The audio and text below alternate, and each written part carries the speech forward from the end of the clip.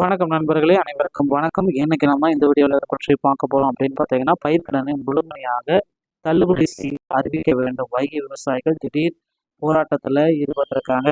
பயிர்க்கடனை முழுமையாக தள்ளுபடி செய்து அறிவிக்க வேண்டும் என வைகை விவசாயிகள் இந்த தகவலை தற்சமயம் தெரிவித்திருக்காங்க. என்ன அப்படின்றத தான் பார்க்க போறோம். தமிழகத்துல பயிர்க்கடன் தள்ளுபடி எந்த அளவுக்கு நடைமுறையில இருக்கு, யாருக்கு இந்த பயிர்க்கடன் தள்ளுபடி கிடைக்கும், யாரெல்லாம் பயிர்க்கடன் தள்ளுபடி கிடைக்காத நபர்கள் அப்படின்றத தான் பார்க்க போகிறோம். நீங்கள் நம்முடைய சேனலை முதல் முறையாக பார்க்குறீங்க அப்படின்னா மறக்காமல் ஒரு சப்ஸ்கிரைப் பெல்லை கிளிக் பண்ணி வச்சுக்கோங்க. வாங்க வீடியோக்குள்ளே போகலாம். தமிழகத்தில் முதல்வர் விஜய் அவர்கள் தலைமையில் பயிர்க்கடன் தள்ளுபடி முதல் கட்டமாக 50,000 தள்ளுபடி கொடுத்தாரு. அது சரியில்லை அப்படின்ட்டு மீண்டும் விவசாயிகள் போராட்டம் ஆரம்பித்தாங்க.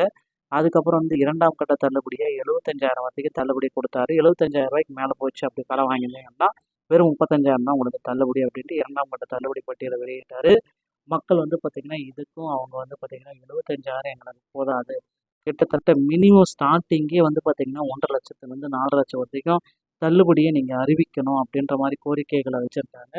ஸோ இவர்களுடைய கோரிக்கைகளை முதல்வர் விஜய் அவர்கள் எந்த அளவுக்கு செவி சாய்க்கித்து முக்கியமான முடிவுகளை வெளியிடுவாங்க அப்படின்றது தெரியுங்க.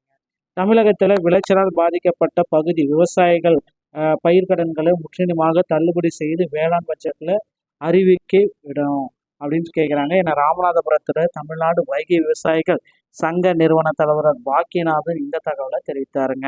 இது குறித்து அவர் வெளியிட்டுள்ள அறிக்கையில் கூறியதாவது, தமிழக அரசின் தற்போதைய பயிர்க்கடன் தள்ளுபடி அறிவிப்பால் சிலர் மட்டுமே பயன்பெறுவார்கள். பல ஆயிரம் விவசாயிகள் இதில் ஏமாந்து கிடக்கிறாங்க.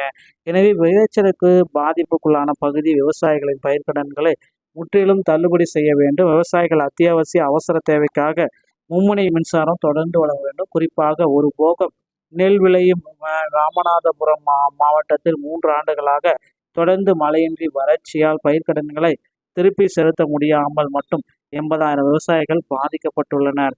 வரும் அக்டோபர் நவம்பர் சீசன்ல மீண்டும் பயிர்க்கடனை தள்ளுபடி நிலைக்கு ஆளாகியிருக்காங்க. இது போன்ற தமிழகத்தில் பல லட்சம் விவசாயிகள் மழை வெள்ளம் வறட்சியால் பாதிக்கப்பட்டு மகசூல் பாதிக்கப்பட்டு இழப்பை செஞ்சிருக்காங்க. எனவே விவசாயிகளின் கோரிக்கையை ஏற்று பயிர்க்கடனை முழுமையாக தள்ளுபடி செய்யணும் அப்படின்ட்டு முதல்வர் விஜய் உத்தரவிடணும் அப்படின்ற மாதிரி கோரிக்கைகள் வச்சிருக்காங்க. ஸோ முதல்வர் விஜய் அவர்கள் இதற்கு என்ன முடிவெடுப்பார் அப்படின்றது நம்ம விரைவில் எதிர்பார்க்கலாம். வேளாண்மை துறை அமைச்சர்கிட்ட எல்லாத்தையும் பேச்சுவார்த்தைகள் நடத்தப்பட்டு வருகிறது. ஸோ கண்டிப்பாக தமிழகத்தில் இந்த பயிர்க்கடன் தள்ளுபடி அப்படின்றது 100% நமக்கு விரைவில் இருக்கும். அதிகாரப்பூர்வ அறிவிப்பாக பார்த்தீங்க அப்படின்னா நமக்கு இன்னும் ஓரிரு மாதங்களில் தமிழக பட்ஜெட்லேயும் பார்த்தீங்கன்னா 3ஆம் கட்ட பட்டியலை வெளியிடலாம் அப்படின்ற மாதிரி பேச்சுகள் போயிட்டு பொறுத்தது நாம் பார்க்கலாம். இந்த ஒரு வீடியோ பிடிச்சிருந்தா நீங்கள் நம்முடைய சேனலோட இருந்தீர்கள். மீண்டும் ஒரு நல்ல தகவல் நாங்கள் சந்திக்கிறோம். நன்றி, வணக்கம், தேங்க்யூ.